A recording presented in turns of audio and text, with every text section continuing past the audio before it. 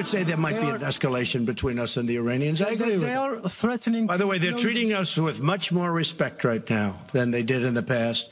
And I know they're having a lot of problems and their economy is collapsing.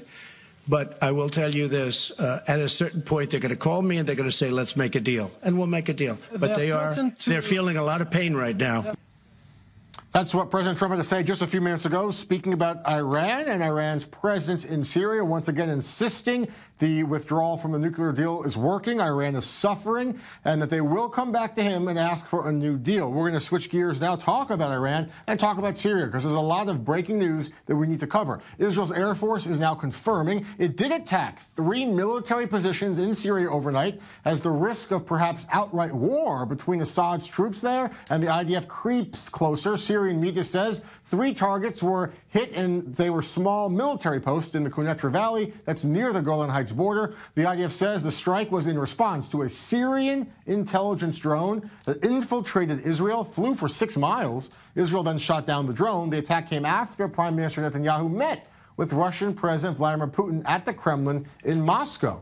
Joining me now in studio, Shai Ben-Ari, senior defense correspondent. So we, of course, heard what President Trump had to say about Iran, that they're suffering. Netanyahu, during that meeting with Putin, made it clear we will not tolerate any Iranian troops in Syria. That's our red line. So perhaps where do things go from here, hearing both Netanyahu's words, Putin, and President Trump's words? Right.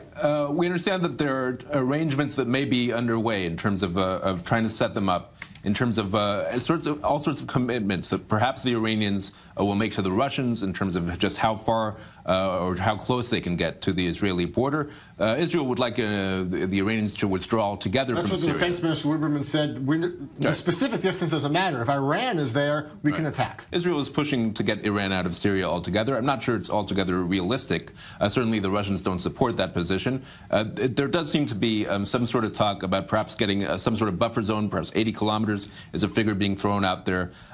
You have what complicates this really is this ongoing Syrian offensive to recapture Syria's south. Already the city of Daraa has been retaken now, and the next target really is supposed to be that same Quneitra region where there were Israeli strikes overnight. The Syrian military is expected to move back into that area and recapture it. There's a big question over whether or not Shiite militias, which did take part in the fighting in Daraa, will actually move also back into Quneitra and take part in the fighting there in a major way. That would be a drastic move, an audacious one, I think, for both the Assad regime and the Iranians, and I think you could very well see an Israeli military response if that were to happen. I don't think it will. We should point out, of course, there's still a strong Iranian presence throughout Syria, and that was the top of the agenda, really, for Netanyahu yesterday in Moscow. Putin told Netanyahu that he is aware of Israeli security concerns. They discussed it in private during the closed-door talks. Putin and his defense ministry saying that they're willing to enforce a large buffer zone. We should point out that last night's discussion between Putin and Netanyahu was the 9th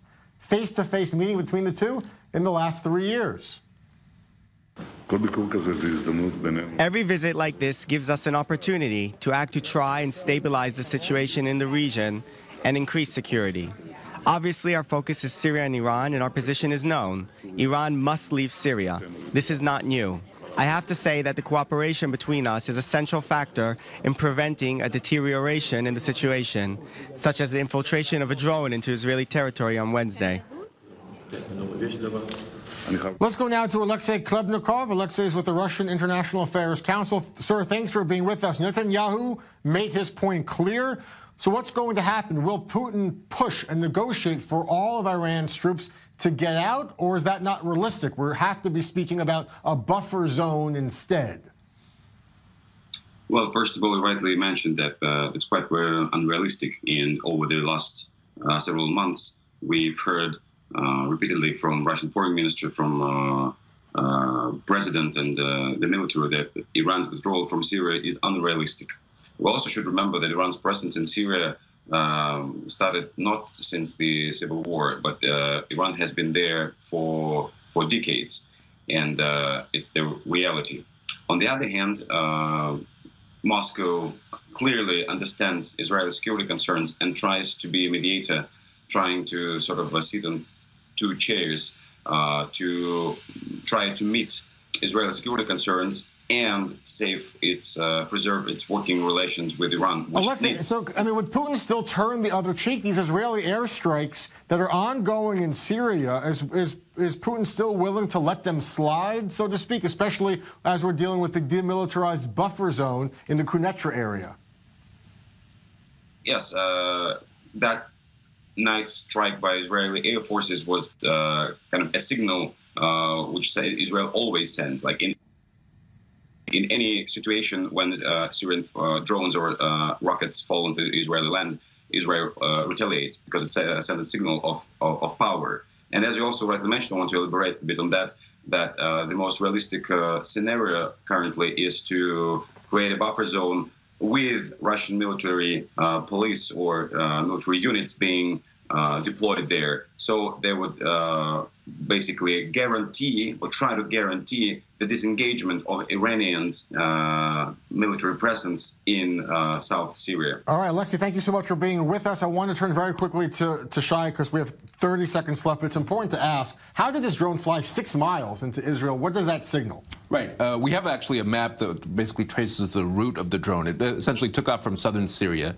It first entered Jordanian territory, quickly returning back into Syria before entering Israel in the afternoon hours around 3:16. It was eventually intercepted at 3:33 after communications were made to confirm that it wasn't actually a Russian or Jordanian drone. The decision was taken to intercept it with a Patriot missile. All right, so they tracked it. They didn't know who originated it, but they at least were tracking it. Some confusion perhaps there, and that's the map of the route